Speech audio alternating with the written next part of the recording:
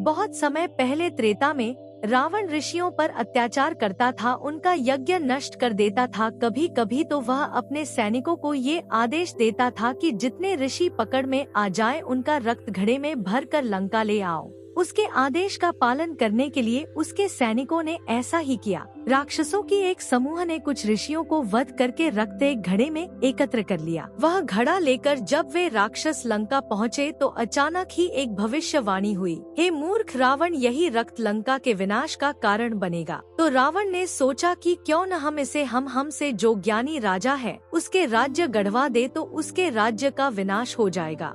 तब रावण ने ऋषियों के रक्त से भरे घड़े को राजा जनक के राज्य गढ़वा दिया। कुछ समय बाद वह रक्त मिट्टी से मिल गया, जिससे उनके राज्य में अकाल और सूखा पड़ गया। अकाल और सूखा पड़ने के बाद राज्य में हाहाकार मच गया, राज्य कोष खाली होने लगे। यह देखकर राजा जनक चिंतित हो उठे और वह ऋषियों के पास गए और बोले, मान्यवर, मेरे राज्य अकाल और सूखा का भारी संकट आने पड़ा है, कोई उपाय बताएं।